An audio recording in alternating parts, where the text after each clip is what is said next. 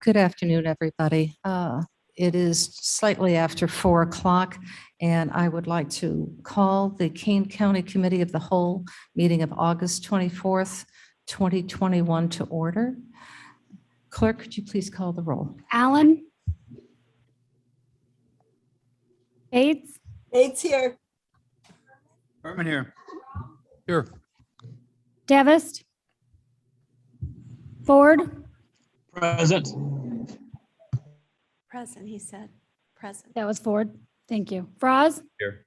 Iqbal. Gums. Here. Kenyon. Caius. Caius present. Kobe. Kobe's present. Thank you. Leonard. Leonard here. Lewis. Lewis here. Martin.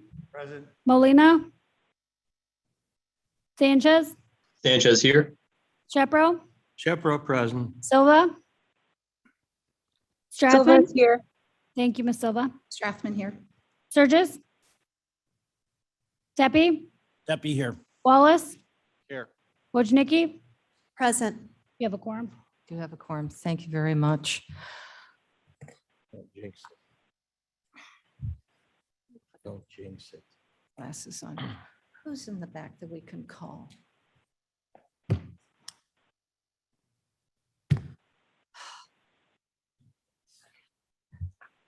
Brian, why don't you do the Pledge of Allegiance for us? Mr. Pollock, would you honor us? To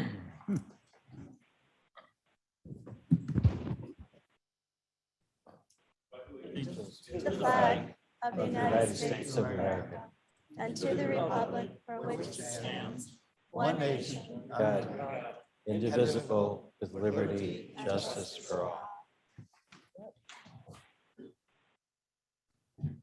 Well done. Starting to speak in unison. Before we begin with the approval of the minutes, I just want to share with you volume 2. And here's volume 1. So this is the material we're going to be going through today. So we have snacks and there's coffee available. And we'll try to be as efficient as we possibly can. I was told there'd be no math on this exam. And if I can remind all of our presenters today that you have approximately 5 minutes. So please be mindful of your time. And Sturgis has just arrived. So may I have a motion and a second now to approve the minutes from both the July 8th and July 27th, 2021 meetings? Berman moves. Berman second. Mr. Berman seconds. Are there any changes on these or edits? Hearing none. Clerk, please call the roll. Allen.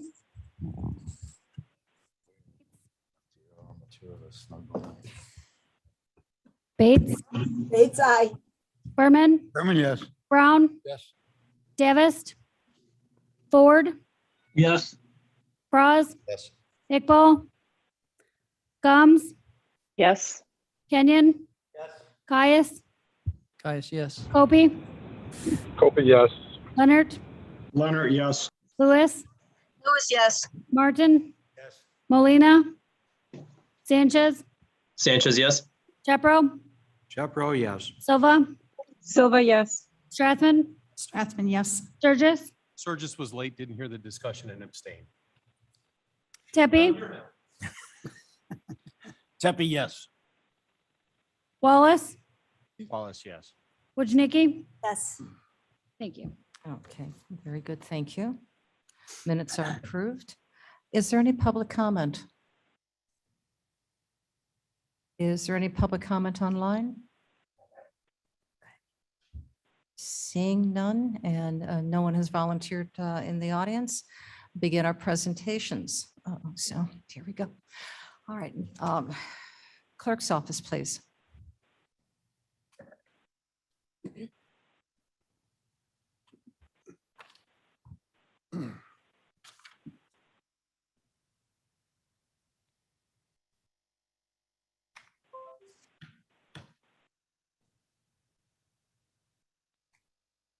Good afternoon, Madam Chairperson, and members of the board. This is my 9th year presenting the clerk's budget. And my name is Tom Sherwin. I work part-time in the clerk's office as a financial analyst and an accounting backup. The first overhead you see is our administrative organizational chart. It does not contain wages, overheads, but you can check wages on the finance website.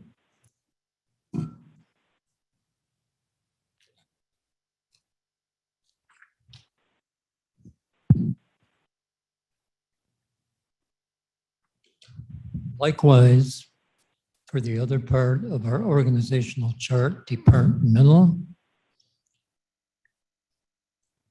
it's the same format as our administrative.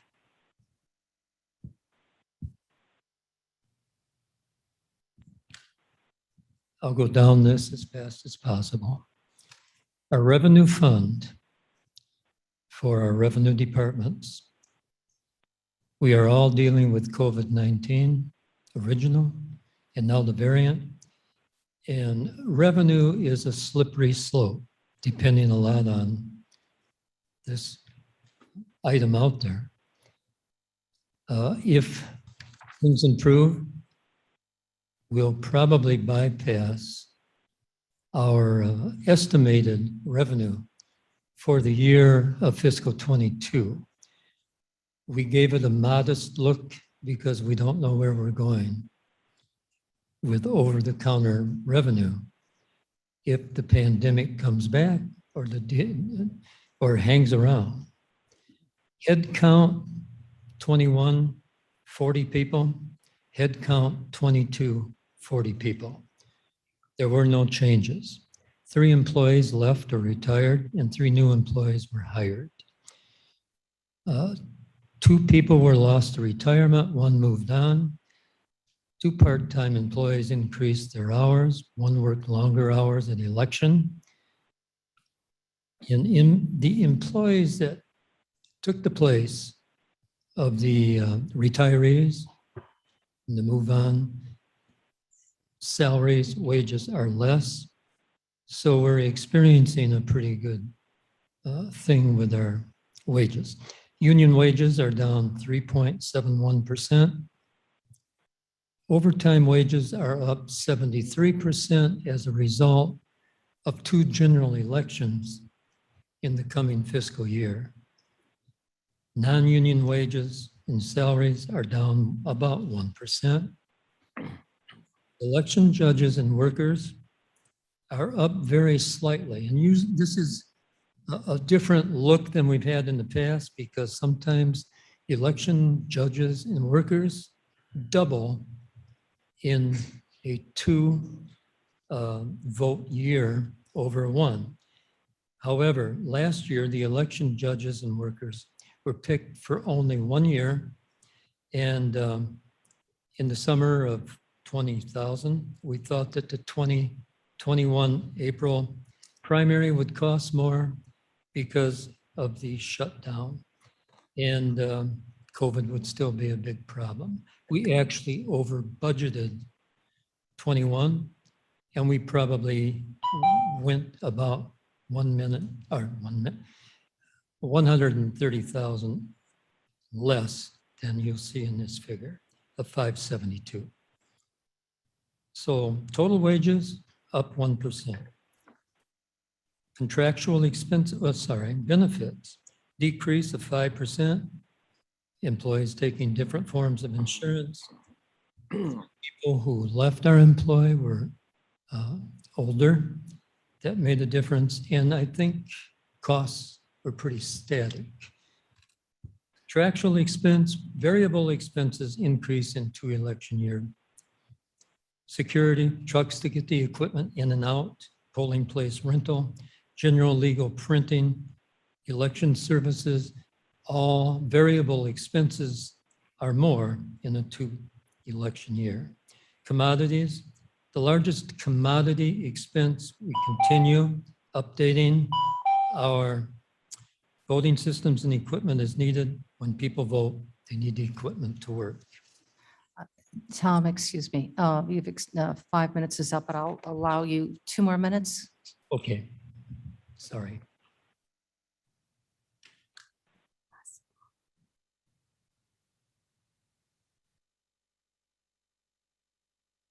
Whenever you're ready.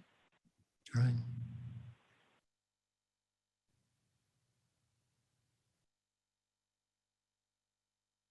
Can't move it. You need help with the next slide? Yeah, he does. Well, next slide is our expected COVID. It's up there now. Possible expenditures going into fiscal year 22. I hope this becomes a moot point. Those would incur more expense.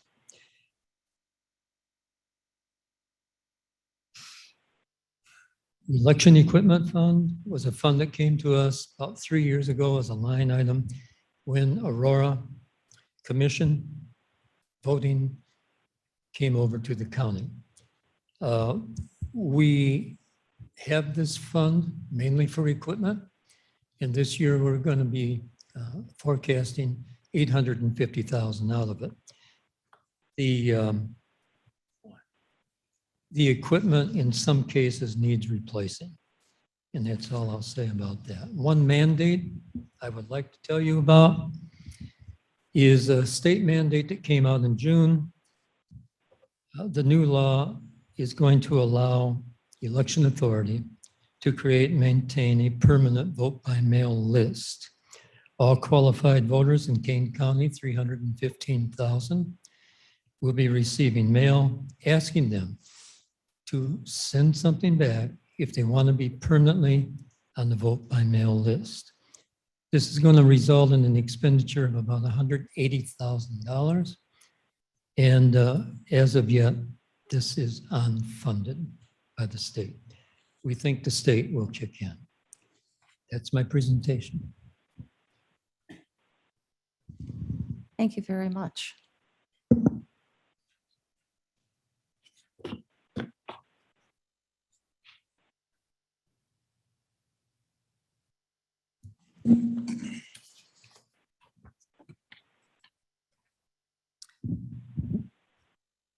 Building management, please. Thank you, Madam Chair. I have 3 presentations to brief today, and out of respect to those following me, I'll move rather quickly pending any questions.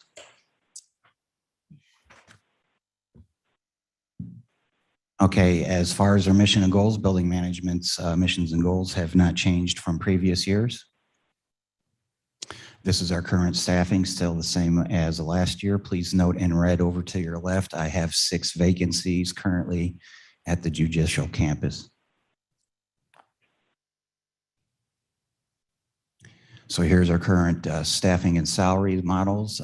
This includes a slight percentage this year to address retention, recruitment, and competitiveness throughout the sectors. So building management is funded through 9 separate lines per buildings or centers, that kind of thing. I have them all represented here. However, we can go through individually, but basically I'm not asking for anything that wasn't asked for last year. So it's remained status quo.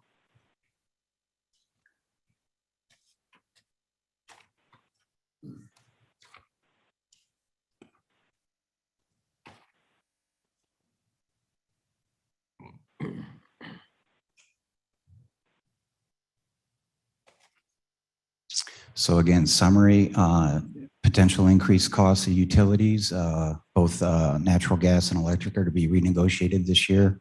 All indicators are that will be going up in costs. We have pretty low rates right now, but the current market is unsteady.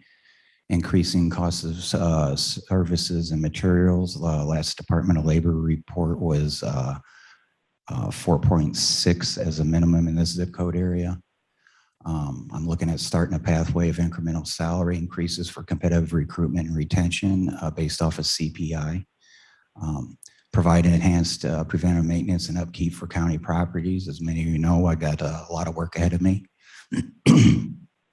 We are currently working on the master plan and creation, and going to be looking at capital projects, investments in the future. That is obviously ongoing now. Many of you department heads have met with us already, and I thank you for that. We also increased professional services and consulting, significant reduction in reliance on outsourced services. So currently I have a staffing assessment going on and a cost benefit analysis to see where we can save money internally and provide better services throughout the counties. Also needing to be looked at and semi-addressed in the capital budget is vehicle age and obsolescence plan. Pending any questions, I'll move on to the Mill Creek SSA. Forward.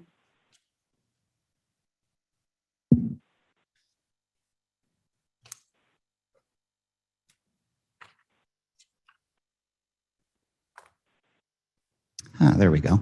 Okay, the Mill Creek SSA, as we know, the SSA has its own separate budget, separate from county funds. They are supported through a levy through the residents out there. The mission and goals and services have not changed since previous years. The current staffing model is, as you see up here.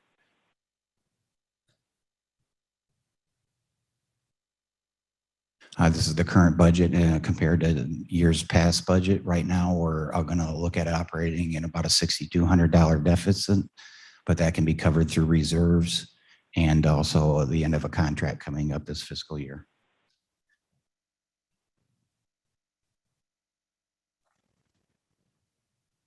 So current future of the SSA, the levy has stayed flat since the creation of the SSA around 27 years ago. Obviously, that affects what the SSA can provide for its residences. Goods and services can steadily rise, and struggling to keep up. You start thinking about direct buried electrical lines out there, 27 years old. We're starting to run into problems like that. Just like your house, it starts to need work after a while. We could look at increasing the levy by 1.4% per finance, which would bring in about $9,500 extra a year. Reduction of services is potentially imminent without the levy. We have an ongoing discussion of land transfers going on with the developer Shodine and other agencies. We need to take a real hard look at that because it could potentially bring on additional financial costs or burdens to the SSA. And then I talk a little bit about the acreage of the parcels out there. Pending any questions, I'll move on to the capital projects budget. Go forward. Yes, ma'am. So 2022 budget for 805 capital project. Oh, yes. Building for the SSA, are we building adequate reserves? Very good question. So over the years, the reserves have been somewhat depleted in the plan. I'm trying to avoid using the reserves as the fallback. Yeah. I mean, you mentioned 27-year-old utilities and all that kind of stuff. It would just seem like we ought to anticipate spending money on their behalf. I'd have to go back and look, but I think we're sitting at around 189,000 in reserves. I think a safe place that was assumed in years previous was over 300,000. Okay, well, just a thought. Yes. Maybe I'll address that a little bit because I've met with Chris and staff over this, and we're gonna. The SSA at Mill Creek has what's called the Mill Creek SSA Advisory Board, which is an advisory organization of local citizens that advises us on what they feel about local issues out there. So we're going to have a sit down with them and kind of a budget meeting of all those people and talk about priorities and what services they really want, what services we may have to do without, and how are we going to rebuild those reserves. But we're comfortable right now, but we can't continually take a few thousand out every year to balance the budget. Pretty soon we'll be below that. So we're working on it. Okay. Yes. Question, and I guess I would direct this toward Drew. I oftentimes view this project as a condominium association type situation. And my point being, if we ever dip below reserves, who's the backstop for that? The county, or do they charge a special assessment to the residents there to make that happen? It's never had to be done before. So whether the county bonded some money to get through a specific needs. The one scenario we've talked about is what if a tornado goes through and suddenly we have $50,000 or $100,000 in tree removal? We would have to look to the county to back us up and then do a special assessment. But, you know, for those of you that don't know, Mill Creek was a unique community within the county. It's unincorporated, but it's got about 45 residents, so it's as big as Elburn. And they don't have a city council or a fire department or anything else. Sheriff provides services. They have their own water rec district. You know, there's a whole group of agencies that run that, but the county has the ultimate say in the operation of the SSA. So, but we meet every 60 days out there, and they have a little board, sort of like a city council, and they're just a advisory status to the county board, because we wanted to have some local input rather than some guy from Algonquin having a say in what's going on. Well, since I'm from Gilbert, that must be Chris. Oh, I said Gilbert, sorry. Thank you. Okay, yes. Yeah, Madam Chair, Shepro, Cliff, since it's a special service area, it already has a maximum tax levy that they can extend. If they are extending at that maximum rate, they would have to go through effectively a reprocessing to raise more money. They'd have to publish, get people to participate, hold a public hearing as we do when we establish one in the first instance, unless a generous somebody came along to fund it. But So what I'm hearing though is we are the backstop. The county is the backstop for this. And even if that's a lend and we go well, back out. but do it's not a complicated. required backstop. Got it. All right. are we Don't good? we determine what their SSA contribution should be? It's a tax levy, so. When you set it in the proposing ordinance says what the tax rate will be. Yeah. And you can't exceed that without doing essentially the process over again. You can go up CPI, correct? I don't We never think have. so, no. You never have, or you cannot? You cannot. I would Not like pretty a sure you. regular SSA then. Why not? We can raise the tax levy, but even with that, it's, if we were to do the maximum, it amounts to about $9,000 a year. So that's what we have to talk to the advisory board about. But if you want to raise the tax, usually what you do is you propose potentially a maximum rate that you won't do every year. Because then, unlike our levy, where if you don't levy the full amount in a year, that's now your new extension base. If you have a maximum levy of 100,000 and you only need 20, you levy 20 until you need 100. But if you need 101, you have to start over again. Mr. Tepe? Tepe here. Chris, to your knowledge, has a reserve study ever been done there? The last document I've seen is 2011, I believe. Or a reserve study? Oh, it was an assessment study on future costs and what the whole gamut. Okay. For us speaking, we do have a recommendation from Mr. Anza on what he thought was a comfortable reserve, and we're below that right now. But so, like I said, we're not in dire straits. But it's like if you bought a brand new house and put aside a budget for repairs. You know, when it was brand new in the first 20 years, you didn't use it that much. But now we're in that 27-year age, and things are starting to need extra service, and we're taxing and providing the SSA fees at the same rate as we did in the early 90s. So again, we just started going down this road, literally met yesterday. So we'll have more to report in the future. Okay, very good. Last comment. Less comment, and then let's go forward. My belief is that some portion of the Mill Creek development gets Riverboat money to cover some of the costs. I don't see that budget line. That is not, I don't think so. that is not confirmed at all. Could have been one time, maybe. Yeah, I understood early. that there were some salaries, I don't recall seeing any of our you know, paperwork that reflected that. that No, just nor have may I. be obsolete information. All right, very good. Thank you all. Yes. Okay, in reference to the Building Management Department's capital budgets, capital projects budget, the mission and goals have not changed. As you look at it on the surface, it'll appear to look a little higher than last year, and I can explain that. So starting in the September admin committee, I'll start to do some housekeeping, so to speak. This year I held off on 4 budgeted capital projects due to the master plan, as well as I have cash on hand that I would like to pull forward in support of once that master plan comes in, if we have any immediate needs to address. So that'll be a total of $2,425,000 that I'll be moving into 2022 from 21. So resolution that was passed last winter, we increased the amount of A&E from 300,000 to 800,000.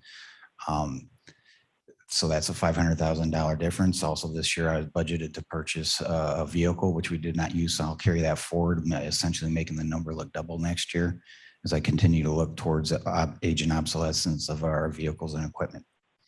Right here, this slide here, you'll pretty much see what I'm projecting for next year. One major difference in here, you'll see the county-wide remediation plan. So when the demolitions for the Fabian complex and the Corners complex were put together in 2021, there's I see the need to have more remediation funds available. Quite frankly, Fabian, whether we redevelop it or put up on the market, it's going to need a lot of love, soils, underground tanks, things of that nature.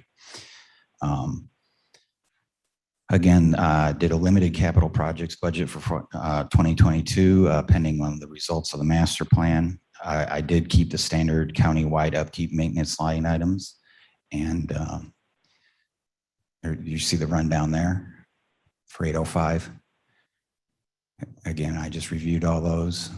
Pending any questions, I'll turn the rest of the capital projects budget over to ITD and Mr. Roger Fonstock.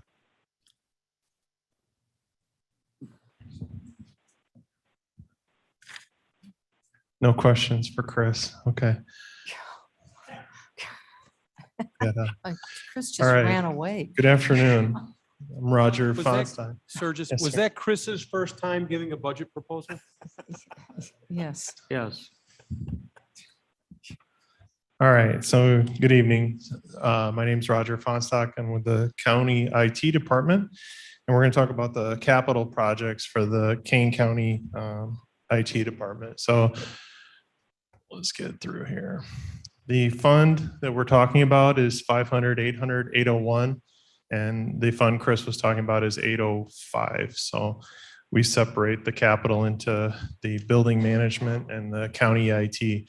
So we focus on 2 things in this capital, and it's the replacement of computer equipment that's aging on depreciation schedules.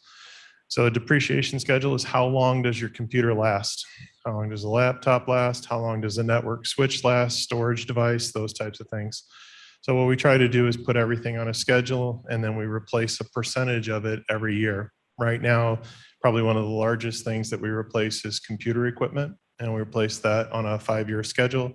So we replace about 20% of the county's computing power every year and keep it on a 5-year schedule. Network equipment, switches and routers, those are usually about 7-year schedule. So we're trying to keep up with that. And we also deal with storage and servers. So you'll see some numbers about that. But a lot of this is based on replacing equipment that we already have in use that's getting older, essentially. And then there's computer software capital, which is mostly centered around finance and improving and enhancing the NovaTime time and attendance system. So we buy time clocks for people to punch in and punch out. And we're also buying software development for finance when we change fiscal year or when we have to have an additional reporting requirement. So these are the computer items that we buy. And you'll see the list from top to bottom. I don't necessarily want to read it to you, but some of the big items, the PCs and the laptops, we are looking at how the last year affected us. We added quite a bit to the computing power of the county during CARES Act for remote work. This does not necessarily reflect replacing that because we just bought it. But what we're looking at is that number for PCs, laptops, not necessarily monitors, but in the near future, that might have to increase if we want to maintain the flexibility of remote work. We did add a lot of devices. When I say a lot, we went from somewhere around 1,500 devices to around 2,000 devices this last year. And that's tablets, laptops, computers. Some of that, could be attributed to things like the vaccination sites, and we paid for those with CARES Act money. Some of the mobile and remote work was paid through that as well. So a lot of that'll be decisions that'll be made down the road. The other big items in there is storage. We're looking at buying more storage for our server end. A lot of that is related to the increased digitization of offices. We're buying more storage to store more data. We do have some battery or uninterruptible power systems, UPS systems, to replace in there. Pretty much typical printers and copiers that we replace throughout the county. And then the other big number in there is the switches and routers. We have 150 different network switches in different closets throughout the county, and we replace those on about a 7-year schedule. So that 150 network switches and routers, they're usually somewhere in the $5,000 to $7,000 range each. So if you multiply out 150, it's quite a sizable replacement program. And we're trying to go through and upgrade those to get next generation switches. So we think that we'll be able to get through those on schedule, but at 200,000 basically a year. So that's the capital items for computers. It's 1.1 million. The software side's a little lighter. This is mostly ERP, time and attendance, document management around the finance system. It's 106. So this is the net change. We went from an amended budget of 1.8 million to a total budget in 2022 of 1.25. We're down $635,000. A lot of that is a carryover from CARES Act in previous years when we couldn't spend the money, so it went into 2021 as an amended budget. I would say that 2021 over 2022 is comparable outside of that amended budget. We're right on target. We look at the 7-year cycle. It's about $1 million a year if you look at the replacement cycle, or about $7 million of computer capital throughout the entire county offices and departments. So to get through it on a 7-year schedule, you need about $1 million a year. But that's the balance sheet that finance provides for the total capital budget. You'll see the revenue that shows up at $7,572,000 and expenses matching the revenue. That's total for both building management and IT capital. So I'd be happy to answer any questions if you have any. Mr. Tepe. Yes, sir. Tepe here. I noticed in the budget you had money there for SSD. Do you think you have ample money there to really handle the requirements for the new cameras that are now going to be required for all police officers? So the sheriff's office, which we're directly responsible. That comes out of their budget? That they have a budget for with GTAC and a company to store their cameras. That was a 5-year contract. So they have the cameras, the service of the cameras, and the storage. Outside agencies and the stuff that we collect and discovery from agencies, we're working on that with state's attorney, public defender, in the courts. We have adequate storage right now. I think that you're going to see that increase as the demand increases. Right. But we're in good shape right now. Okay. Any other questions? Thank you, Mr. Comstock. Thank you.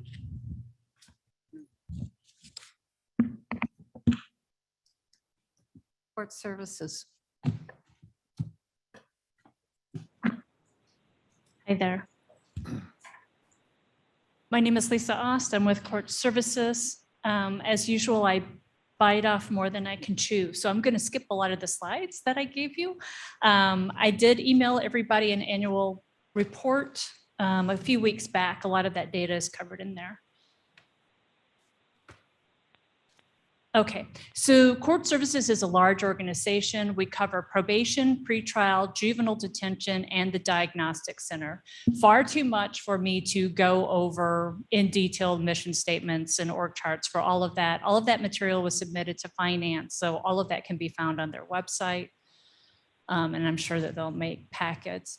As with last year, the majority of our budget supports personnel.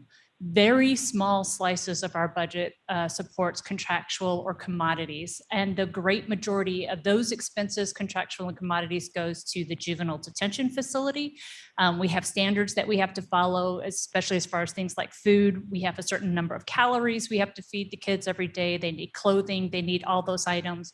That is what those line items support. And like I said, the rest really supports just staff because we run probation and pretrial in the diagnostic center.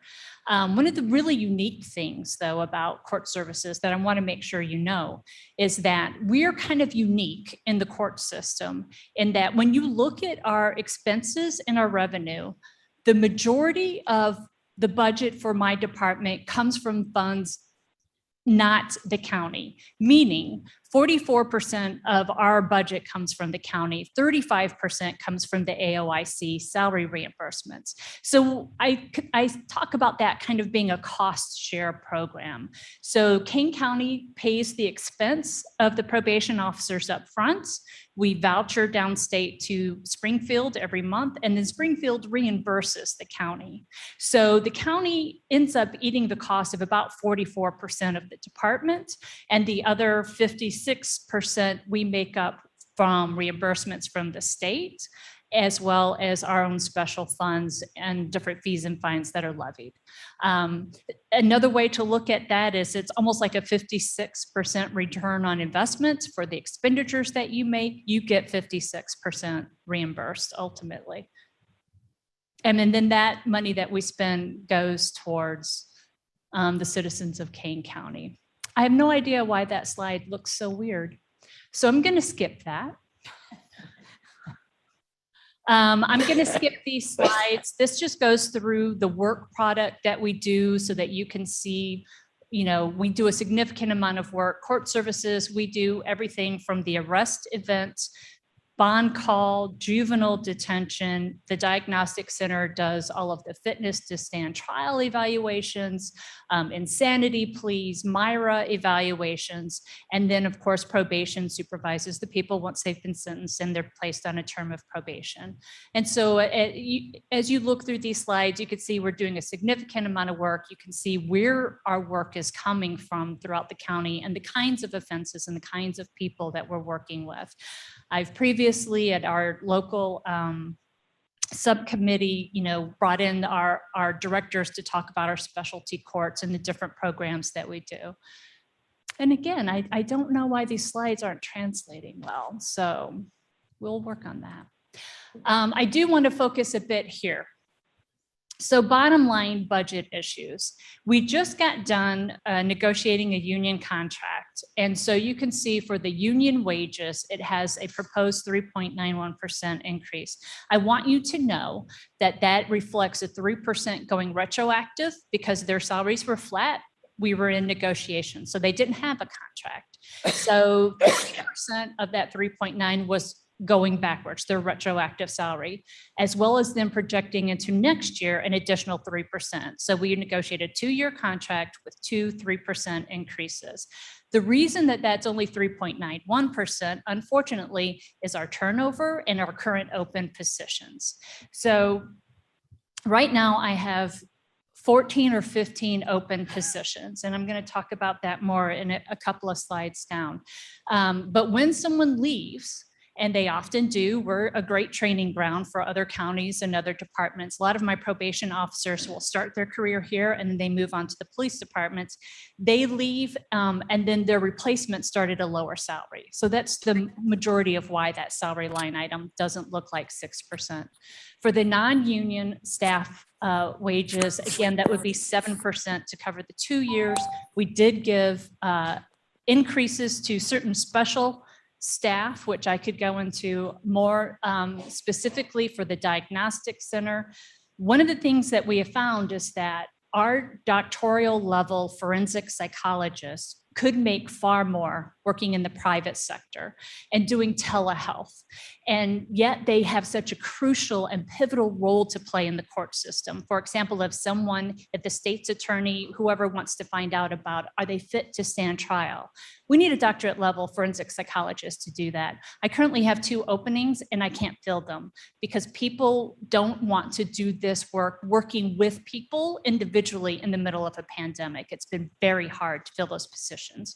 And so we did give some increases in that department in particular for retention. People were coming to us saying they were being recruited. Can we match? What can we do to work with them? So I do acknowledge that that's there.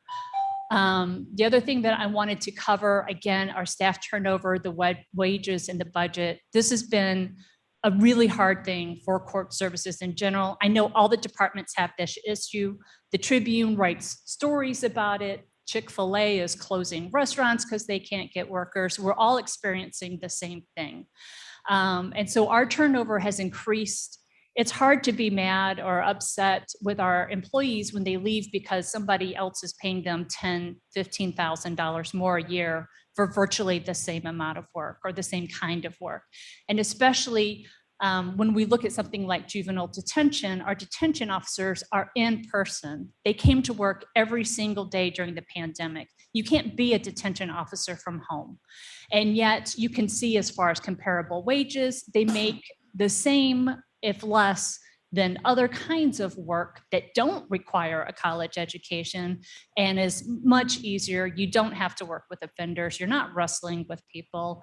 And that honestly is where our most amount of turnover has been.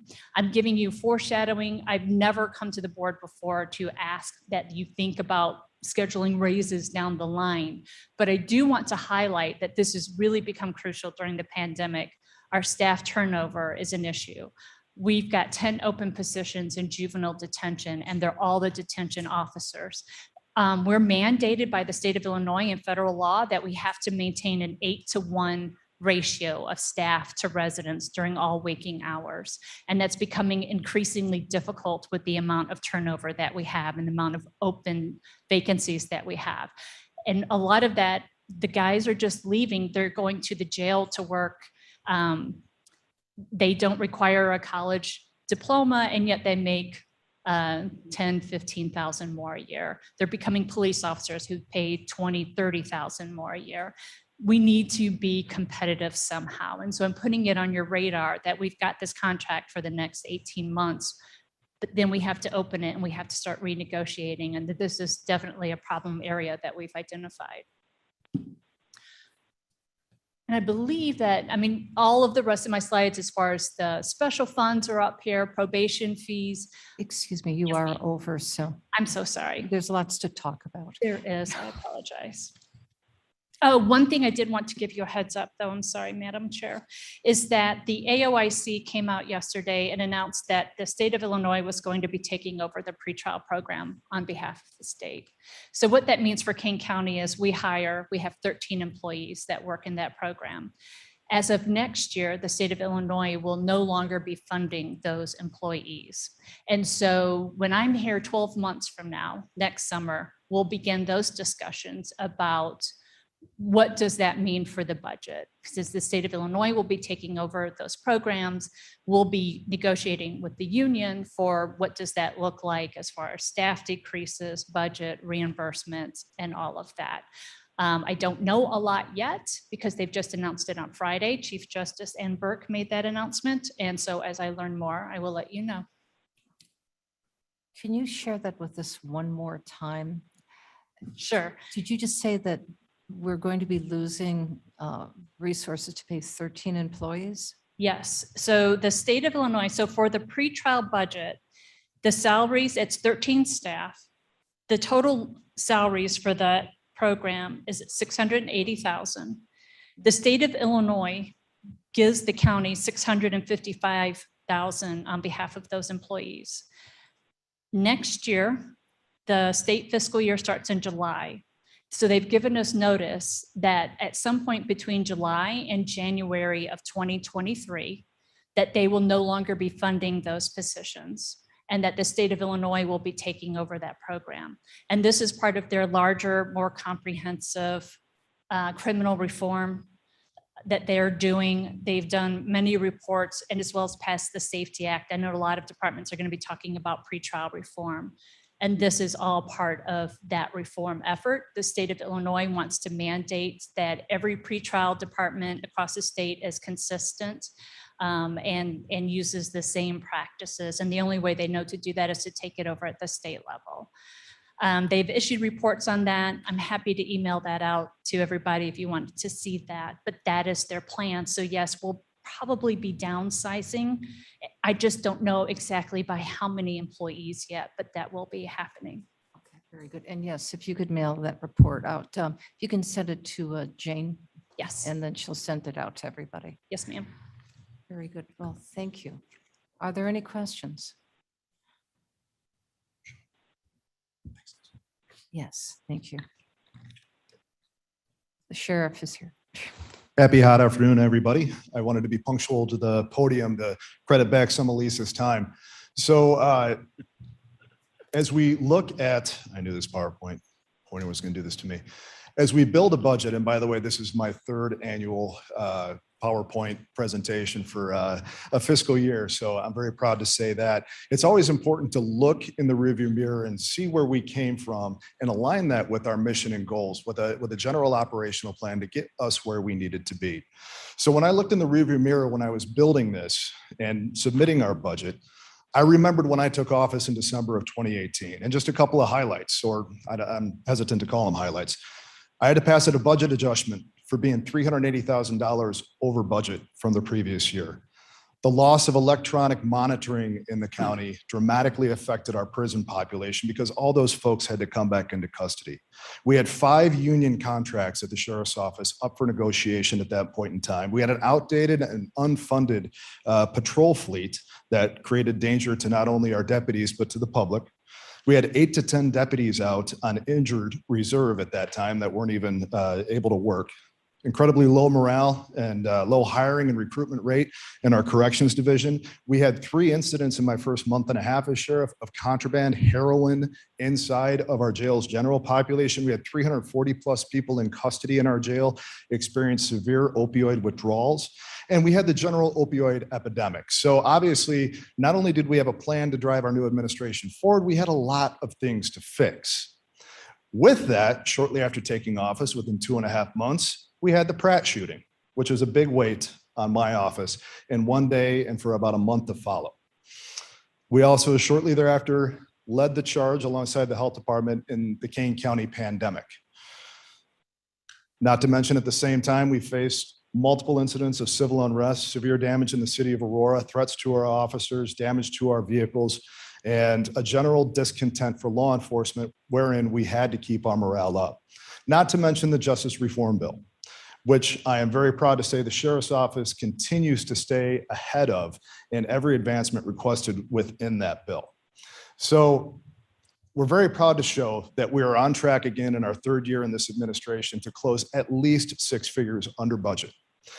This year, which has been an anomaly, we've actually shared some of our budget with the state's attorney's office. You don't commonly see that in government. They needed to get to a direction in public safety that served everybody globally. So we were happy to provide about $280,000 of our court security budget to help them get where they needed to be. We continue to be very transparent for the first time in our internal accounts. That includes asset forfeiture and other fines and fees that we collect that we share monthly with not only our county board committee, but county finance. And again, we were able to accomplish so much to include body cameras, an updated patrol fleet and dash cameras, just to name a very small few of where we've gotten to, while staying well under budget. And please remember that we've brought back electronic monitoring out of the sheriff's office. This program over the last 1.5 years that has been in full function If you crunch the numbers, we've saved county taxpayers about $900,000 if you trade off what court security or court services used to have to fund to run this program with the revenue that, by the way, our group that runs electronic monitoring has been outstanding and staying on track in bringing in that revenue from people who are on electronic monitoring. And I'm very proud to say that our 550 jail population has dropped to an average of 380 per day now. That is a dramatic cost savings to our residents. So remember, you were paying $72 a day or $75 a day, depending on their needs, for detainees in our jail. 60 to 70 of them right now are on electronic monitoring that could be in our jail. You're paying $3.49 a day. So morale is up. We only have one deputy on leave. We are one of the only counties in the nation to report a downturn in opioid overdose deaths in the year 2020. I'm going to quickly fast forward through our charts here because you can find those by going to canesheriff.com and referencing our annual report that's posted on there. We maintained our commitment after our retirement incentive package that we did in 2020 to keep our staff flat at the administrative level. We're still working with an interim commander in corrections and only 2 lieutenants at that level, where normally it is a full-time commander and 4 lieutenants. Again, all in the vein of cost savings. We are absorbing 8 maintenance staff from building management. So you're going to see an increase in our budget, in the corrections budget due to that. We also have 1 human resource operator that is important to have when you have 300 employees, and 1 mental health staff reentry expert. Can I have just 2 more minutes, Madam Chair? Thank you so much. And then what you're seeing in any other increase is just general contractual increases from our healthcare provider, which is Wexford, and of course, food costs. That's where we come in every year so well under budget, especially when we keep our jail population down. We have to plan for the worst when it comes to our jail population and feeding them and caring for them medically, but we get a reduction on that because we pay monthly and they only charge us for what we actually use. So that's a benefit. Of course, I encourage you to take a look at our public safety chart, which includes the Office of Emergency Management. We are asking for 3 additional deputies. The proposal here is 2 deputies will be added to our electronic monitoring group when cashless bail comes around and our jail population drops. We anticipate that many more people will be on electronic monitoring. It takes about a year to get a deputy up to full speed where they're in service on their own. So we anticipate in FY23 that we'll actually be able to reduce our correction officer staff while we add these 3 deputies, and that 2 deputies for electronic monitoring, and that 1 deputy is dedicated for this campus here. This is a proposal that was discussed by County Board Member Davis, or suggested by County Board Member Davis and Judicial and Public Safety Committee, that we add that actual salary into the budget to have somebody stationed here instead of paying that overtime that we've been doing for the last year and this year. Office of Emergency Management, through the pandemic, I made the decision to add 2 full-time positions because they were the driving force with the health department in getting to where we are, both in PPE distribution and operations at all of the clinics. And these were essential to make that job happen. I'm sorry that I have to be so expeditious. And court security, slight increase. We reduced the number of court security officers in our submitted budget.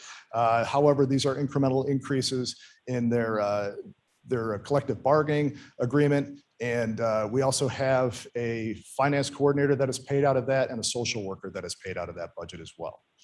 And also, I want to point out that that is the budget that we shared with, again, the state's attorney's office. So I know the state's attorney, the chief judge, and I have conversed quite a bit on how we get from point A to point B and where we want to be in funding all of our needs. I feel like the sheriff's office is in a great position financially, and we've always been, I feel, incredible financial stewards with everything that the board has allowed us to do. So we are simply in support, if you also choose, to continue the rollover of our annual savings to fund our next year's budget. Of course, the American Rescue Plan is right around the corner, and we're going to get to hear tomorrow about how we can apply for those funds.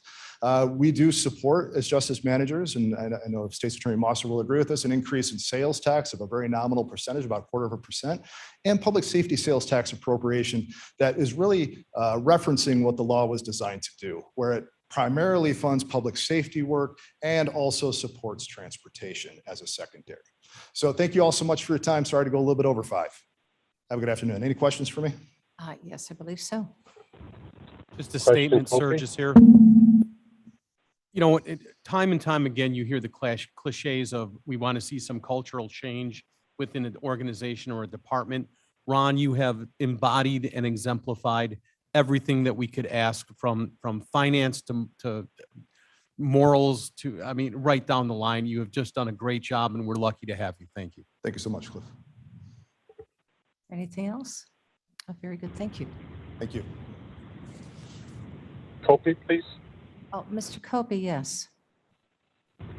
Hi, thank you, Madam Chair. Mr. Hain, thank you for your presentation. You didn't miss a beat. It was quite impeccable. Very impressed. Recently, Jamie Moser had petitioned the board in regards to attempting to attract some revenues for child advocacy. And she had mentioned that through your benevolence that you were able to help her on a couple occasions. And I was wondering if that is still a possibility. Absolutely. State's Attorney Mosser and I continue to converse about her needs and the open gaps in our budget that we can support her through. So this will, I think, Mr. Kobe, this will be a conversation we continue through the end of this fiscal year, and certainly take a good hard look at our court security fund and see how we can better allocate it to other divisions of the county, because we've shown that we don't need everything that's being allocated to us right now through court security. Can you believe I just said that as an agency head? I'm sorry that we had to make it your responsibility, but thank you very much. Of course. Any other questions? Thank you again. Thank you. Courts.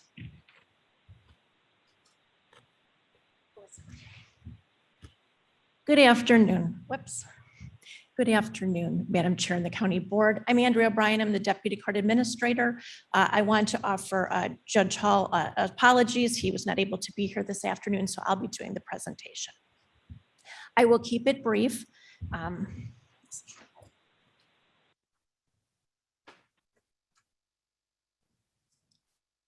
just quickly want to go through. So here is our organizational chart. It's for your review. We have added 2 new additional employees mid-year this year that we will continue on next year. It was an approval of our interpreter coordinator and our interpreter coordinator assistant position. And then I just want to hit the special funds. We have 4 special funds. I will just briefly mention 2 of them, the foreclosure mediation and the DUI fund. There is no change from 2021 to 2022. The foreclosure mediation fund and our children's waiting room. Due to COVID, there's been decreases in revenue this year. We anticipate some decreased revenue as well next year. So that addresses our special revenue fund. But I want to spend most of the time on our general fund. As you can see in our general fund, our total expense budget is an increase of 3.91%. Most of that is due to increased salaries, and then the increased cost of health and dental benefits for our employees. But what I'd really like to draw your attention to is our increase in revenue. We have almost a 47% increase in revenue. This year it has increased, and we anticipate the same thing for next year and even more. So there's 2 main reasons our revenue has increased.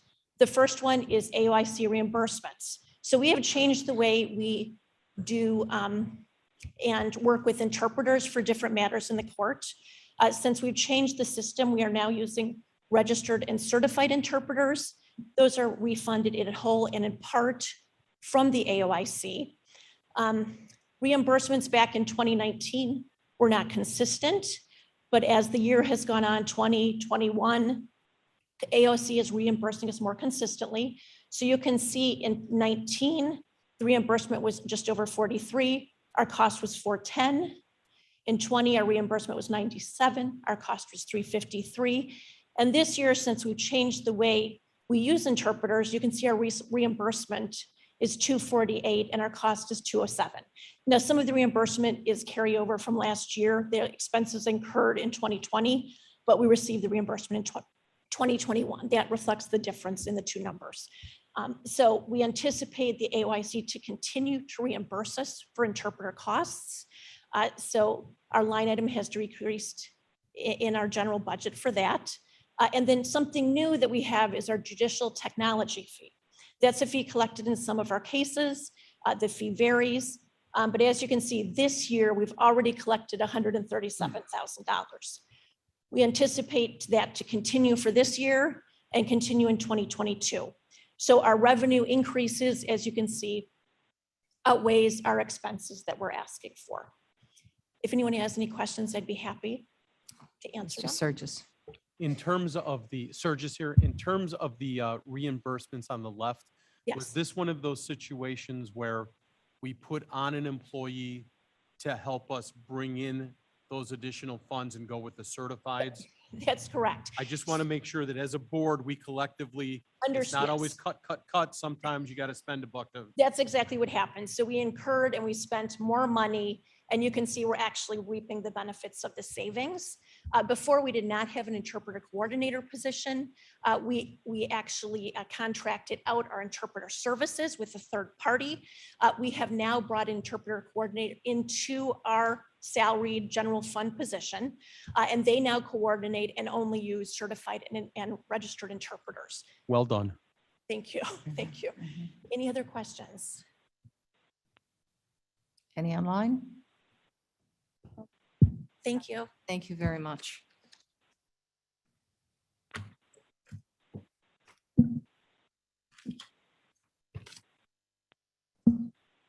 Circuit Clerk.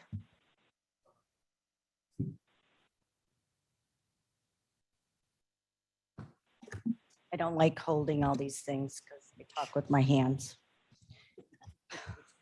which you all pretty much know. Good afternoon, everyone. I'm Teresa Barrero, the Circuit Clerk for the 16th Judicial Courts. Okay, now I need to know how to figure this out. Okay. These are the primary duties of our office. In addition to our central location at 540 South Randall Road, we are in these 6 locations. We also have deputy clerks that staff court cases currently via Zoom at the Elgin Mental Health Center, Amita Mercy Medical Center in Aurora, and St. Joseph Pravina Medical Center in Elgin. Slides 5 and 6 are organizational chart. We currently have 64 union, and actually it should say 26 non-union staff with a total of 106 authorized staff. This is a slide of the breakdown of submitted budget for 2022 and the support staff currently in each of these special funds and their salaries and benefits. The special funds that we collect help fund these salaries. This is a slide of our accomplishments and highlights and goals for the past 9-10 months that I've been in office.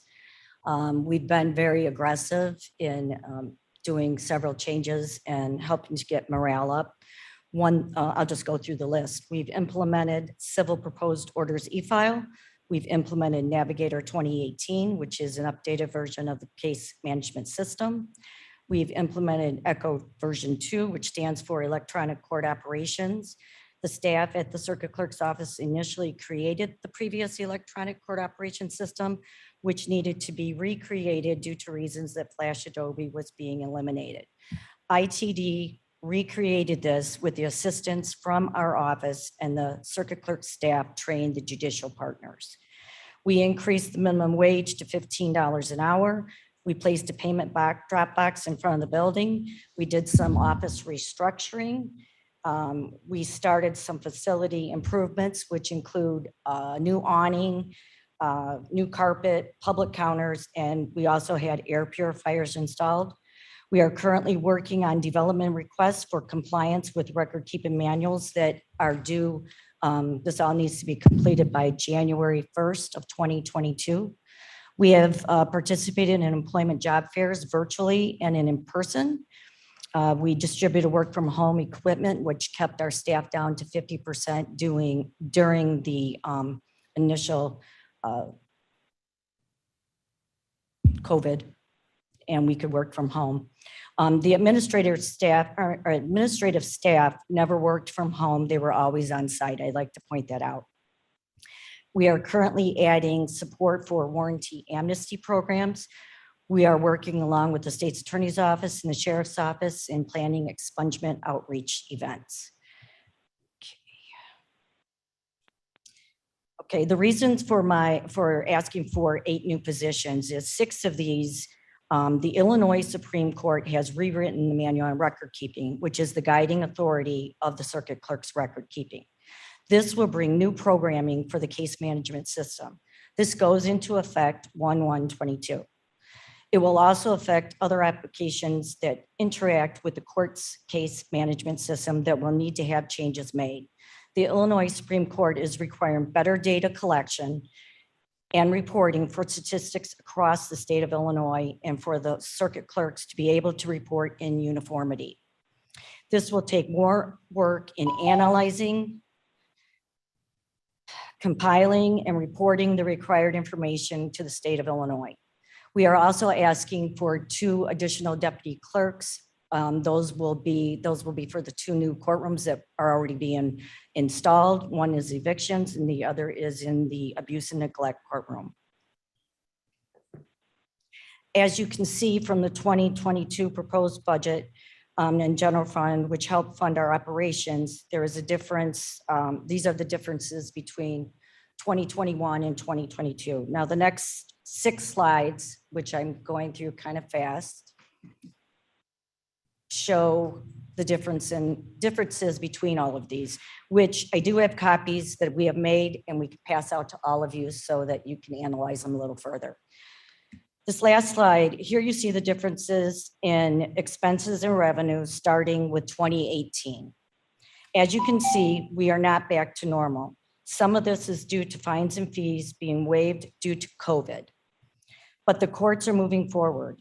We are asking for the bare minimum to operate the state of Illinois requirements for Kane County in the circuit court. Without these new positions, we will not be able to meet our statutory responsibilities and be in compliance with AOIC. Our increase is 14%. That completes my budget presentation. If anybody has any questions, I'll try and help. Yes, Mr. Shepro.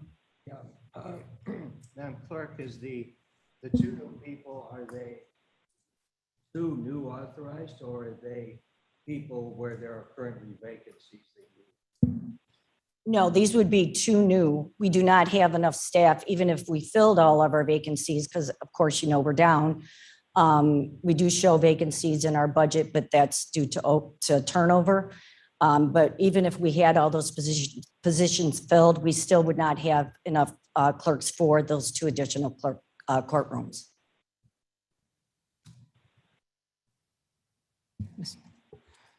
Teresa, just a quick question, only because you were the first person to bring it up in your slide. Name, please, Mr. Sturgis. We have, as a collective, viewed attrition at the county as a mandated hiring freeze under the we won't replace as they retire sort of thing. Right. But I haven't personally seen much data saying that we've aged out or people have taken those retirements that we haven't replaced. I know you've only been on watch for a short period of time, but in your slide, you mentioned it. Have you seen that at all for you're a larger department? Right. Have you seen that? Yeah, we had 7 people retire. You did, okay. Yes. And we filled those positions, but then we had 7 people leave to other offices throughout the county.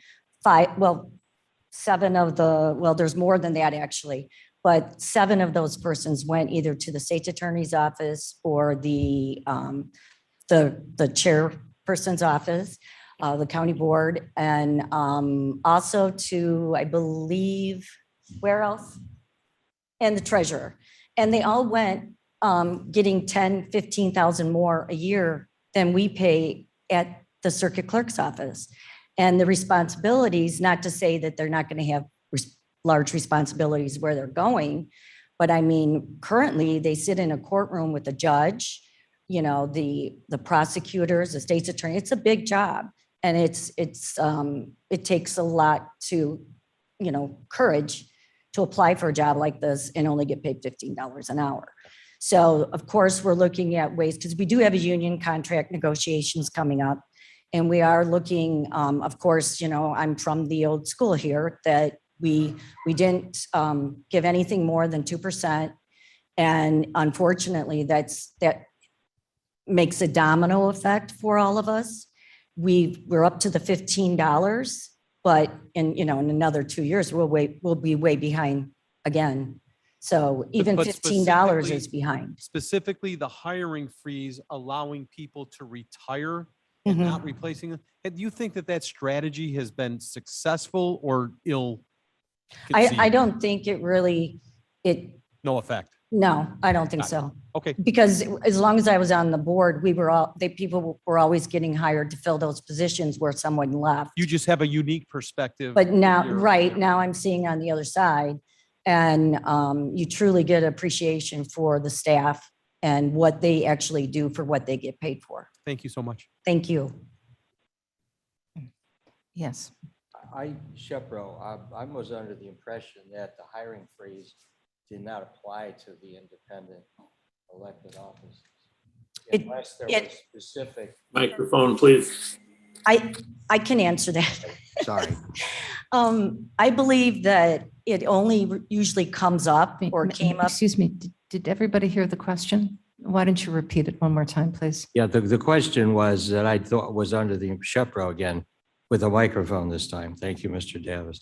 Was that the hiring freeze did not apply to the independent elected officers, with the possible exception of one or two instances where the board specifically is allowed to set the number, but that generally isn't the case. So, Well, I can kind of answer that. Normally in the past, it's never been a problem if an elected official hires. I've had some hires, but it's as long as you stay within your budget parameter, right. it's not usually a discussion. But if you go way over your budget, then it's obviously a discussion.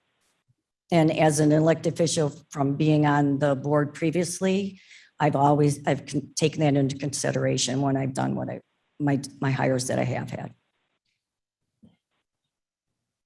Any other questions? Thank you very much. Thank you very much. Public Defender.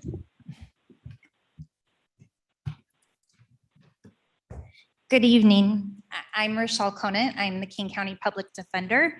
I am going to start with my presentation. I know that I had emailed out a larger presentation to all of you that gets into a little bit more specifics. I would encourage you, if you did not receive that, please reach out to me. I'd be happy to pass it along again.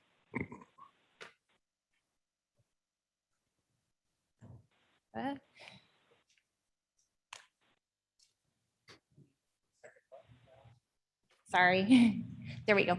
Okay, this is our organizational chart. The only change from last year to this year was that in March, you all did graciously grant us another attorney for abuse and neglect. So that is reflected on here, but that is the only change in our organizational chart. This is just kind of a preview of what we have been doing in our office. From this slide, we are on track to either meet or exceed our 2019 levels of cases opened and closed. And this gives you an idea specifically in the categories where we are with cases. Again, we are probably be meeting and exceeding from last year and from 2019. Oops. This is our proposed budget. There are minor increases to our books and subscriptions, which is our Westlaw contract, as well as attorney registration and dues. Our major, the biggest increases in salaries and wages, which I will get to. When I sat down to do our budget this year, I was already aware in March, did a presentation for judicial and public safety, that our salaries in King County fell below our neighboring counties with comparable population.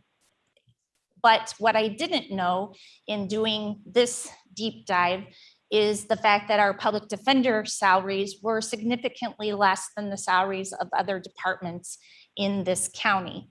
And this slide shows you that the Kane judicial staff attorneys, their starting salary is $56,500, and the state's attorney Ms. Mosser is trying to get her starting salary to 59 and has already started making headway to that.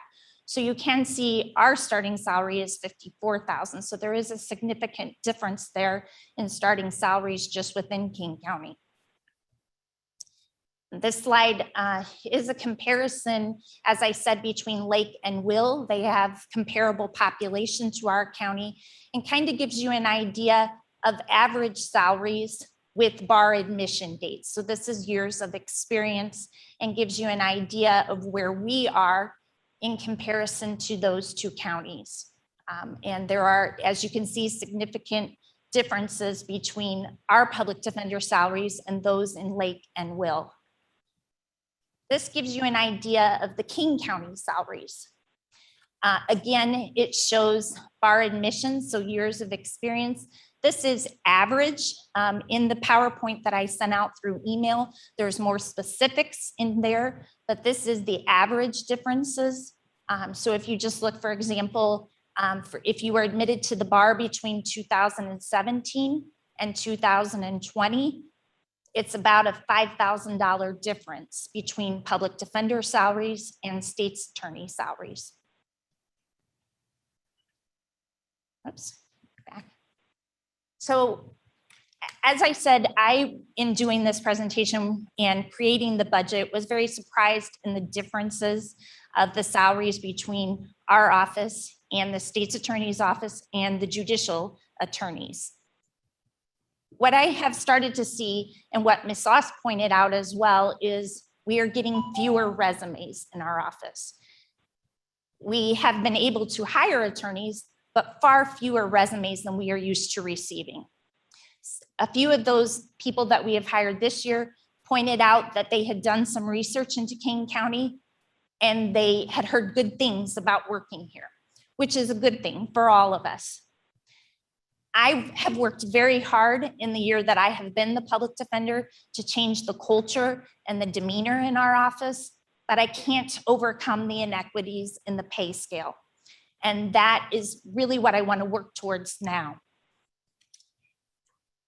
When we have attorneys that are making far less than attorneys in other counties, it's easy to say, well, they're probably not going to pack up and move to Lake County. So I'm probably safe for a while in keeping those attorneys.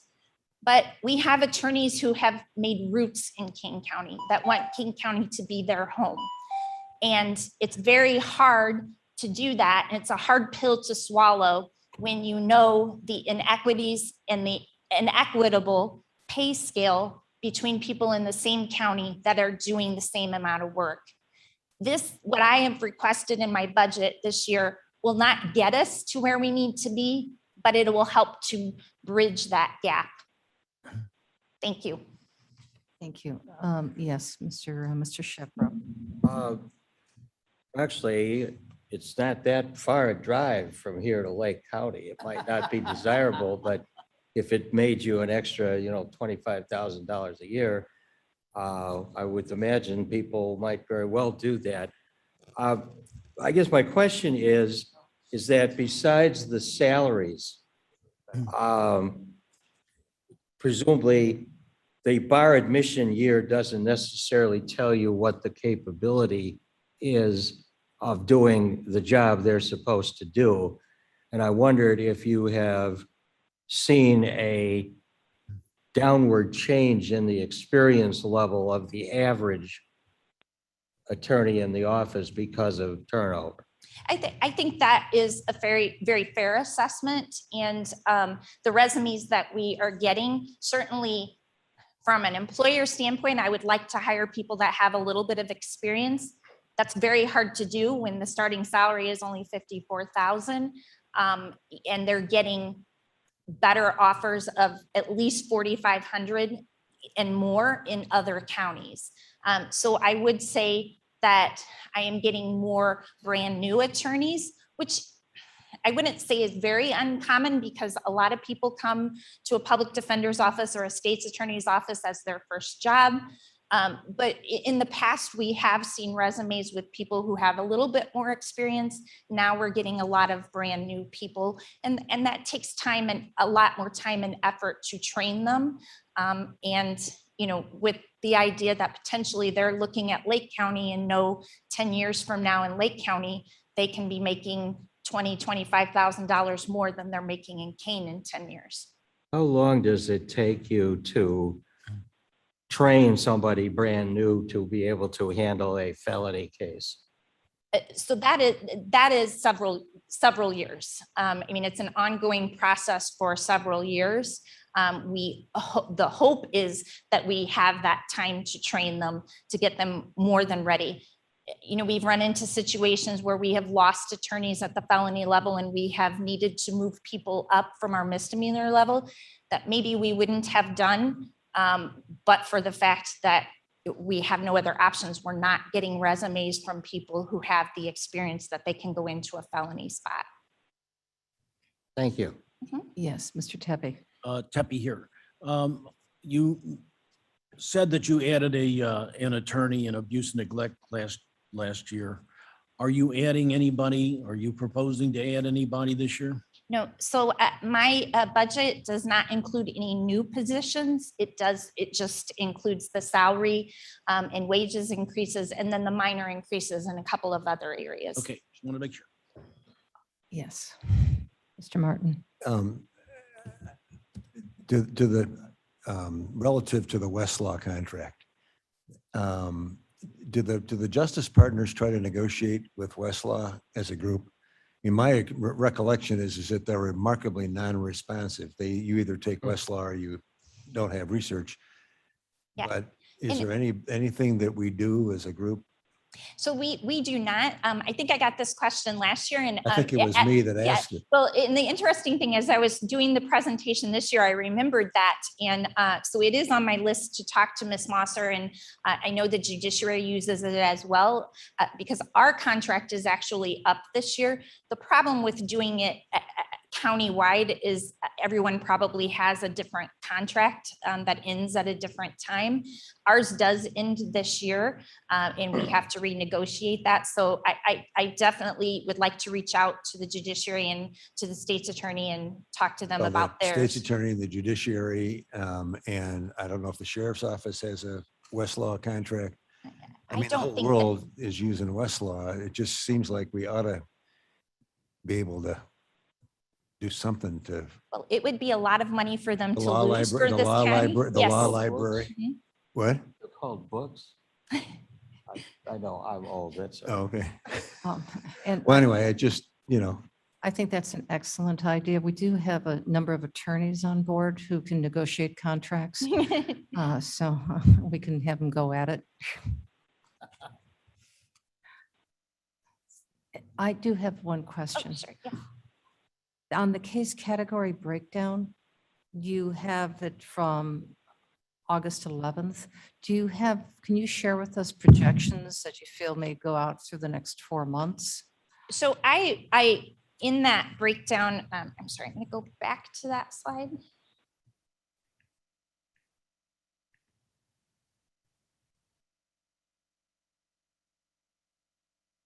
Sorry. Those, because 2020 was sort of an anomaly, our numbers were down in 2020 because of COVID and the less arrests. I expect for felonies that we will probably be around 3,000, if not more. In the next, we're going to increase it that much? Because right now felonies is, Oh, I'm sorry. Yes, I'm looking at the wrong slide. I believe, I'm just curious, do you have any projections? I would say that we are going to get pretty close to that 2674 of last year. Okay. It's interesting, especially if we're going to be looking at perhaps some data for the ARP committee. So maybe we can reach out to you again and find out what your actual projections would be, because we're going to have to analyze some data, and this data is very important for that Absolutely, yes. committee. I usually, that is included in our reports to judicial and public safety, but I would be happy to meet with anyone to discuss it further. Thank you. Good. Thank you. Appreciate you. that. Yes, one more question. This is, I guess, a comment, is that I think we collectively have a bias toward looking at, head count. And while I think this comment would apply to maybe any department, I think in the case of attorneys, for either the state's attorney or the public defender, looking at head count, I think, can be very misleading. It's like saying the Chicago Cubs have a 25-man roster now, and the New York Yankees have a 25-man roster now, so there's no difference. Easy now. Well, I just think, again, I think it's important, to look at the experience level, the turnover. When someone who's a 7 or 8 year veteran leaves to go to Lake County and is replaced with a brand new hire, obviously it's not just a 1-for-1 trade-off. I don't know that there's a way to account for that, but I would be interested in seeing how we have been affected. I think that's a not as obvious way of finding out how the disparity in salaries affects the experience level of the staff. And I will say in our office within the last year, within the last several years, we generally can keep our low level people. And our higher level ones. It's the mid-range that's what we're losing. And those are people that we've put time and effort into for, several years. And, every attorney in my office has chosen this job, not because they want to get rich, but because they're dedicated to public service. And, I know that for some of them that have moved on to private practice, it's a really hard decision for them because I will say that working in King County judicial system is far outweighs other counties, and they know that, and they don't want to leave. It comes down to money. Mhm. And as a point, I used to work in Lake County, living in Kane County, an hour and a half to 2 hour commute one way. So it is a bit of a distance. I used to drive to Chicago. Hour and a half, 2 hours one way. That took even longer then. Mr. Surgis would attest to that today. All right, thank Stop you at very Oak much. Park for the Thank you. night.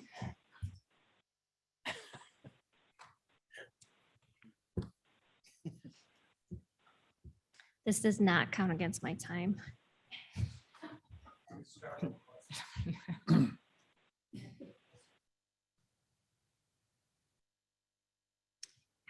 So this is not working, Blair. Ready for questions? Yes, I'm all ready. Go, Vern. Are there any questions? Yes. Shortest presentation. Blair, they're looking for the state's attorney's slides.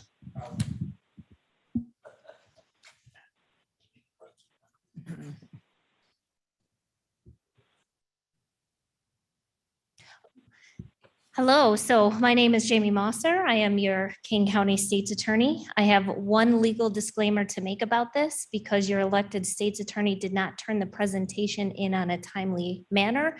Finance is still reviewing this, so just please know this is a draft and it's going to have a final version soon. As you know from many of my other presentations for you, we have several different locations that we go to with all of our different crimes and ordinance violations and civil matters. We have myself, 66 assistant state's attorneys, and 72 administrative staff. This is our chart, which even from here, I can tell no one could read this, so hopefully this will be emailed to you. There are a lot of changes that are being made to this as we change eventually to a vertical prosecution structure. This is our annual case filings that you'll see from 2018 till now. What you're going to see for felonies and misdemeanors is we're actually trending lower than we normally have. In COVID times, you'll see that the numbers were a little bit lower, and even now with 4 months left, we're not going to see an increase in what we had before.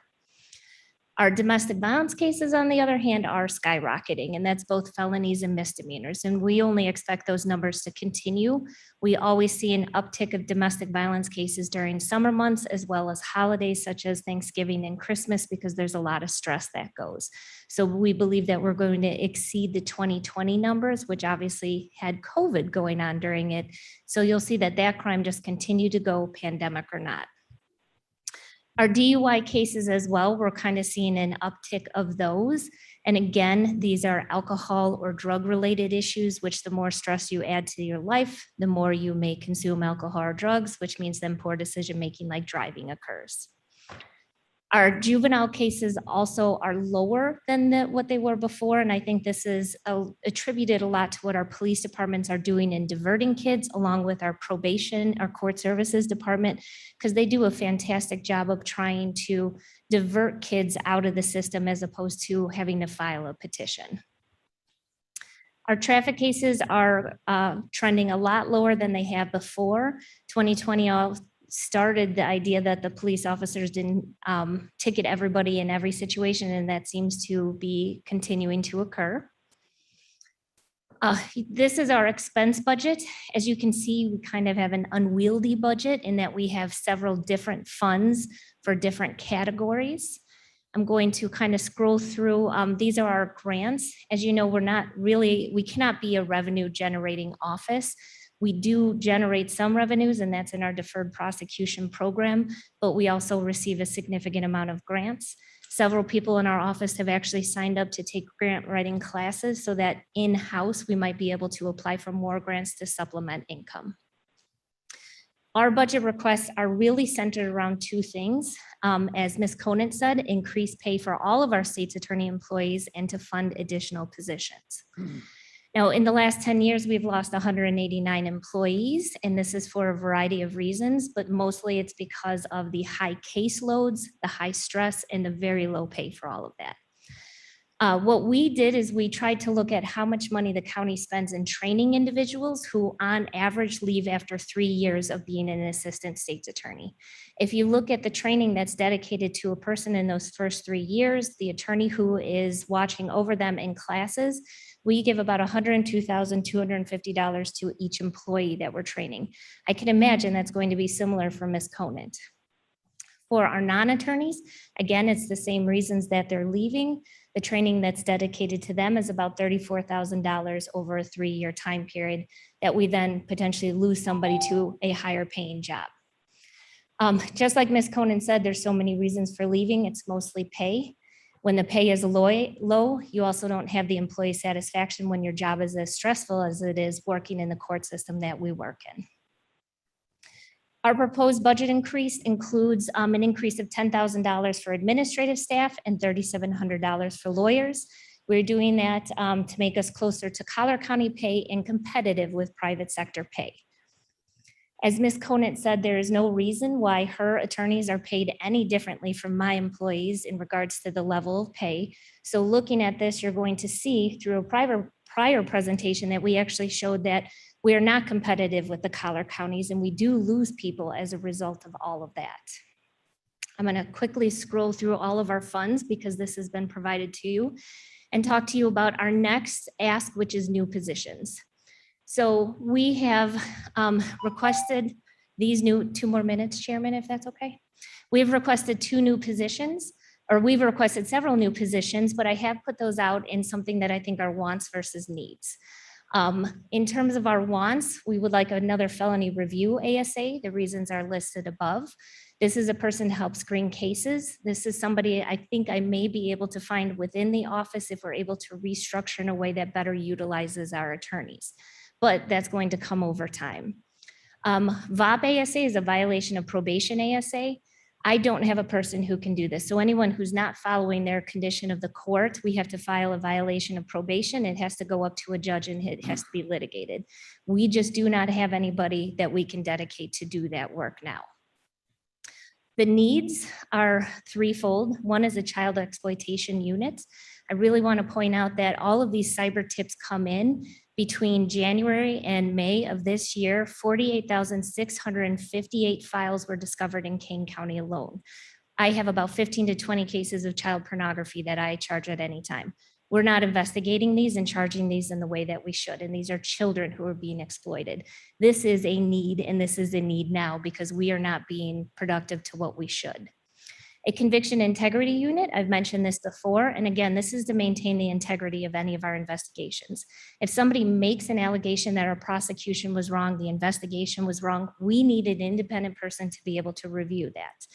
That is the best practice, and that's the way as Kane County, we show that what we are doing is ethical and right and just because it's being evaluated by a person who has defense attorney experience who would be working to review these cases. And lastly, a community prosecution unit director. Again, the Safety Act now requires us to provide more deflection programs. We need to get out of the courthouse and we need to get back into the community, and that's what this individual does. It's something Kane County had before with great success because we were actually going out and dealing with problems before they became criminal acts before us. A position like this decreases cases that are filed and allows people to be able to not come into the criminal justice system, which means we are not focusing on cases that have to deal with mental health, drug addiction, lack of resource to the extent that we are now. Again, criminal justice reform requires us to be able to change the way that we've been prosecuting cases, and we are working hard to do that. In terms of the countywide financial support, as Sheriff Haynes said, we are looking for alternative resources, and we're going to actually present that at the Finance Committee tomorrow. The cooperation amongst the judicial partners, I think, is at the highest it's ever been, including the sheriff obviously giving some of our budget. And as Ms. Conant said, we're going to talk about how we can share the resources we have as opposed to her office doing something, my office doing something, the clerk's office doing something. And then again, as we see that the COVID issues are affecting our system, utilizing that ARPA money now to make sure that we can get ahead of these issues and do the right thing is what we're going to do. And with that being said, questions? Can you go back to the previous slide, please? Just a quick comment. I'm happy to learn about point number 2, and I look forward to that conversation tomorrow. I have referenced that with several of our board members. So that'll be the one that I hope you'll have great detail on because it's something we need to learn and hopefully agree to. Agreed. Well, there aren't really many opportunities for us to come up with more tax. So those are some of the ways. Yes. Mr. Shepro. 2 questions, Jamie. I know you indicated in an earlier presentation that it's not an immediate need, but soon was the felony review. As I recall, your presentation indicated that you need to add an experienced or more experienced perhaps than average because of the one shot or you're out method of the bail review. But that's not an immediate need. No, so that's separate. The felony review unit is just available 24 hours a day when a police officer calls to say, can I charge this person with a felony? The bond hearing that has to happen, the pretrial release hearing, doesn't come till 2023. Inevitably, what I think we're going to have to do is combine the felony review unit with that pretrial services unit because it's all related to charges. That's what I was going to say is I would think even a felony review, you've got to make a judgment as to whether when they make an arrest, it'll be available. And my second question was the integrity unit. What have you learned from its existing operations? So we currently don't have a conviction integrity unit, but we've researched several throughout the United States, and we've actually had some great conversations with people such as in Philadelphia who have active ones. It's a twofold program. The first is if somebody makes an allegation that there's police misconduct or prosecutorial misconduct, then they review that. Or if there's an allegation of sentencing disparity. So this person got a higher sentence and this person got a lower, and it could be something that's race that's causing that. So that's one. The second portion of it is that individual can actually randomly review the cases that we have, ones where people aren't making complaints. But again, it's a report that we would be able to put out to say that we are testing ourselves independently. And again, the person that would be targeted for the conviction integrity unit is one that comes in with defense attorney experience. I don't need another prosecutor looking at all of these cases and saying we did a great job. We need to prove to everybody that we're doing this right, and I'm ready for that review. One of the things that I found out in all of this is that we may be able to share this expense with other counties because we may not have enough cases to even qualify for a full-time person. But if we ask DeKalb County, Kendall County, Lake County, Will, all of the counties who are around us who may have that same need, it looks like it could be more of a shared expense between them. That would also presumably give you data about intra-county disparity. Absolutely. Thank you. Good. Yes, Mr. Surges.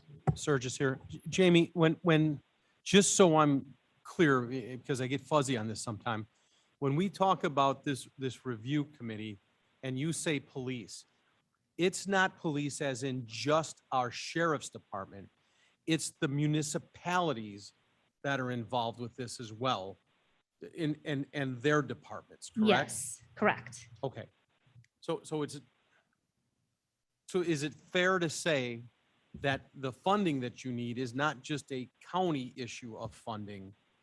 It might be a municipal, do we charge them back if we have, how does that work? Well, and that's a good question, because if we find that there was misconduct on the part of a police officer, what we can do at the state's attorney's office is petition the court to undo whatever was done.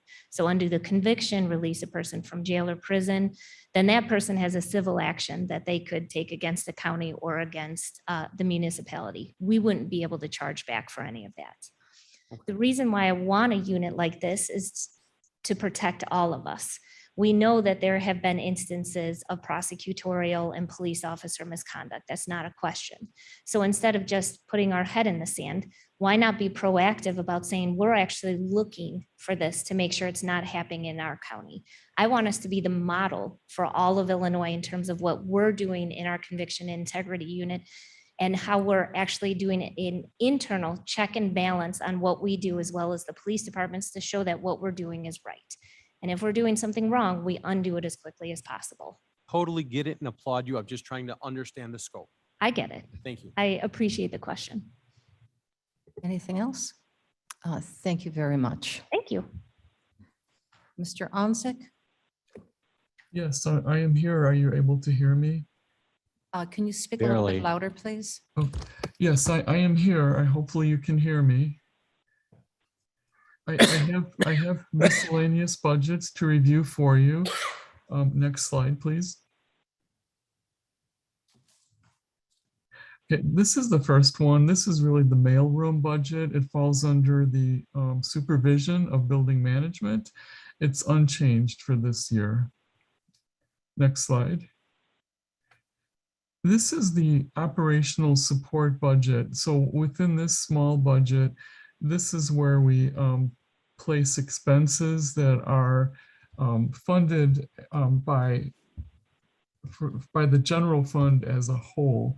So we have like the cost of service study that will be done this year. It's showing up in the 2021 column. There will not be such a study planned for next year. So that's why that expense goes away.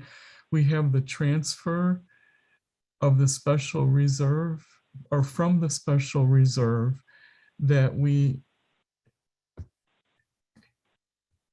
transferred in 2021, but it disappears in 2022 because it's an every other year transfer. Then the highlighted transfers going to CANCOM are paying for CANCOM services provided to court services, emergency management, and the sheriff. And you can see there's a 5% increase in the cost of those services. The transfer of the pledged income tax revenue is the income tax revenue that is used to pay for the 2013 bond series. So the cost of that debt service is going up $106,000 in 2022. And then the last item is the $1 million transfer that we do each year out of the general fund to fund capital improvements. Next slide. This is the liability insurance detail. Oh my goodness. Okay, I'm sorry. I just had a message pop up on my screen. Okay, so these are just the details of what's in the insurance liability. So we have the third-party administrator cost, the liability insurance broker cost. We have the expense of Lehner Muchen, who assists with collective bargaining issues and employment issues. We have the cost of Hep B vaccinations. We have notary bonds, public official bonds. So all of those items are smaller items. The more significant one, of course, is the insurance premiums. At this point, and there's probably an update that I need to include here, what I've done in preparing this is take the actual premiums of this year and just added 5%. And once we know what the exact premiums will be for next year, we can update this. There's also an average liability insurance claims expense of about $500,000. And this is the what we pay out of pocket. And then all of this expense in the insurance liability fund is deducted or reduced by the amounts that we allocate out to the special revenue funds, and that's at $440,000. So basically, the change between the 2 years is almost zero. It's down to $5,500. Next slide. Workers' comp, it's a similar situation where I take the actual premiums for this year at 5%. We're looking at a 3-year average of workers' comp claims expense, out-of-pocket expense. It's come down about $60,000, so it's $1.8 million. And then this expense is allocated out over special revenue funds, and so it reduces the expense by $525,000. And so overall, workers' comp expense is down $20,000. Next slide. Unemployment. This is, we have very little unemployment expense normally in the county. So it's based on a 3-year average. It did go up about $15,000, so we've increased it for 2022. And then again, we allocate this over special revenue funds. So the net change is about $1,100. Next slide. The county automation fund budget, this is a very tiny budget, $6,775. We use this to help fund software maintenance. And so this is set aside to pay for the timesheet software that's used countywide or eventually will be used countywide. Next slide. The IMRF budget, if we look at the bottom of this slide, that's the expense side. So we have like $44 million of general fund payroll for which there's IMRF benefits at 6.73%. And then we have about $19 million of public safety payroll that's eligible for SLEP pension benefits. And so the total cost of the two is $7,059,000. So how is this funded? If you look above there, we take $223,000, that red line item there, of the fund balance. That's about 10% of the excess fund balance, and we start by using that. We know that there is investment income, about $29,000, and then the rest has to do with the property tax. So we started with the property tax that was budgeted for this year. And then because the rates for IMRF actually went down from 2021 to 2022, we need less property tax revenue to fund this. So we're reducing it by $155,000 and shifting that $155,000 over to the general fund. Next slide, please. This is the FICA fund again, if you look at the bottom of the slide, you can see that we have a total of about $64 million of payroll expense in the general fund. And so that results in about almost $4.9 million worth of FICA expense. And then how is this paid for? We go to the top section on that red line. We're taking 10% of the excess fund balance at $68,000. We have investment revenue of about almost $13,000. And then here, the rest is funded by property tax. So we start with the property tax that we had this year, which is almost 4.3 million. Now we also need to increase it by almost $540,000.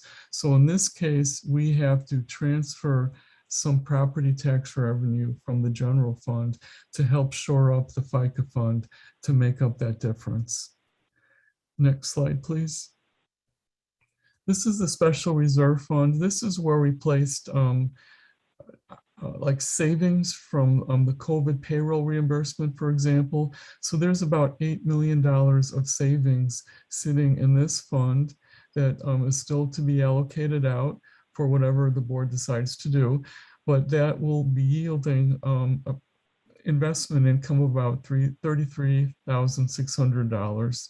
And then there's $320,000 sitting in this fund that we put in there this year that will be drawn down next year to help pay for that second election that will take place in the county clerk's office. Next slide. This is the emergency reserve. Basically, it's a balance of $5.2 million. And so the only thing that we budget for is the investment revenue, which will be about $21,000, and that's added to the fund balance. Next slide. The Property Tax Freeze Protection Fund. We have about $2 million in it at this point. And again, the only thing we budget for is the investment revenue, which is $8,000. And of course, as part of the balancing the budget, the board may decide to use the $2 million to help balance it for next year or a portion of it. Next slide. The Public Building Commission Fund, it has a balance of about $1.1 million. And so all we're doing here is budgeting the investment income, and it's added to that fund balance. Next slide. This is the working cash fund budget. There's about almost $3.4 million of working cash. This is a fund that's required by statute for the county to have. It's just to make sure that we have enough cash on hand to pay our bills. So the only thing we actually do then for budget purposes is the investment income, and that's at $13,424, which is added to the fund balance. And I believe that concludes the presentation of miscellaneous budgets. Would anyone have any questions? Mr. Shepro? Yeah, Joe, for the liability insurance premiums, how has that changed, say, prior to what it was prior to the Maxim lawsuit and settlement? It's gone up significantly. We saw the first hit this last year. I believe it went up over $1 million. So it did hit us hard. But going forward, the increases do not appear to be nearly so significant. Would it be reasonable that that could go down in future years if the claims history justifies it, or is it likely to be a permanent increase? That is hard for me to answer. I'm really not an expert in that area. Perhaps Mr. Surgis might have some insights since he might deal with that, more so. If I may, Joe? Yes. There, according to Rich Ryan, and I concur, they look at a 3 to 5 year loss run from comparative purposes. We have not seen that price drop. But if you'll recall, we're more concerned with the ability of carriers to accept us. And I believe that the more carriers that come on board, the diversified pricing will follow. One of the challenges that we do have this year is that by no fault of ourselves, our reinsurance carrier has pulled from the market And we are trying to shop and find a replacement for that. And quite honestly, we don't know if that will bear fruit or if that will, punch us in the nose. And that's and pulled not from us, they they pulled from exited the market, whole everybody. reinsurance market. Nothing to do with us. Yeah. Whatsoever. So I want to be clear on that. And we have reported that, and Rich and I have been working on that for about 45 days now. So Thank you. thanks, Joe. To your point, decisions have consequences. Expensive consequences. Very good. Are there any other questions for Mr. Onzek? None? All right. I will try to be brief. Present- Start that Still have clock. health insurance. Start that Insurance. clock. Gladly, gladly. Mr. Onzek is not going to be presenting the health insurance. He sent me an email that there was simply not enough time. He sends the health and dental insurance budget line items with new rates. He said this is not unusual. It has been difficult to complete by the state in the past since the rates are finalized so late in the budget process. So that'll be forthcoming. All right. Ta-da, there we are, King County Board. Look at that. Start the clock. Start that clock. Start that clock. We did in 3 minutes. This is your new 21 organizational chart, and this is what's existing at the current time. You can see it. Can I have the next one, please? It's smaller, but I'd like to call your attention to the item in the middle. Addition to a county administrator is a suggested new position I would like to present to the board for your consideration. Everything else remaining the same. You've already approved the public information officer. That position is still vacant. I have been very careful to make sure that whoever is hired for that position fits into the culture of the county. So we're coming close to finding that opportunity to be filled. And I will bring that candidate to you for your consensus, since it's going to be both myself and you approving these new positions. Next slide, please. This does do a detail of who's getting what benefits, including your compensation, which is all the same at $25,000. That is currently being reviewed, and those numbers will be brought forward to you. We do have plenty of time because that will not impact until the 23 budget. Because we're all set on our salaries right now, so there can be no changes. But do take a look at the differences between health insurance and IMRF contributions, and that is a variable cost depending upon the individual and their health insurance needs. And we have a few members who are still very much in IMRF.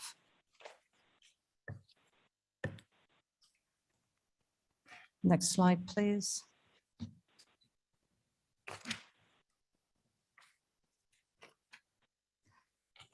There we go. Thank you. So our budget is very simple. The county board's staff and budget lines are very small in comparison to, let's say, to judicial or to the sheriff's department or building management or IT. We have a total amended budget of $1,330,434. And I have asked for, I believe it's a 23% increase due for next year due to the public information officer and the adjustment of having a county manager. And I would like to, because I know this is a large structural change that the county may be considering, I'd like to talk at depth about what a county manager and administrator does at a separate meeting, because it's going to be a lengthy discussion where I would bring in subject experts from Northern Illinois University, a current employed county administrator, as well as a current county board chair from another county, giving them the opportunity to answer any questions that you might have. So with that, I have a minute and a half left. Are there any questions? Yes. Fraz speaking, just, takeaway, obviously, we're going to have to, another day, another discussion, but, this retention and recruitment thing, it just comes up time after time. And we're going to have to do something about it sometime. It's come up at, building management. We heard court services today, county clerk, public defender.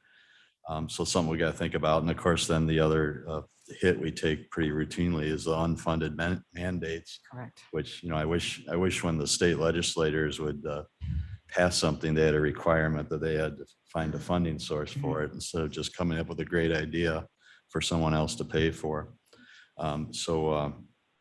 And to keep you up at night too, we have to start thinking about space needs. All those agencies I just mentioned, except building management, are really strapped for space, and we're going to be adding new people. And I took a tour of the judicial center the other day, and cubicles and hallways, and it's just not a great thing. So lot to work on in the future. We do, and lots of opportunities.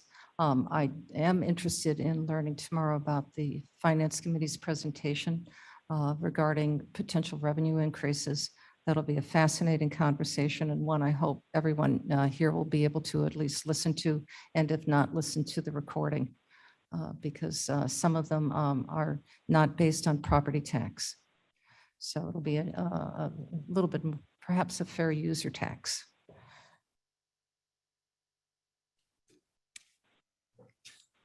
Yes, sir. Chairman, I think it's time for my motion. to adjourn. People have to get home to their children. People have to get on the road. You have to go home, take care of that little aggressive dog of yours.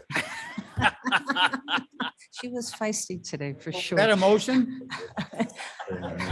Thank you. Do I have a second? Second. Mr. Berman, all in favor? Aye. Opposed? I'll see you tomorrow morning.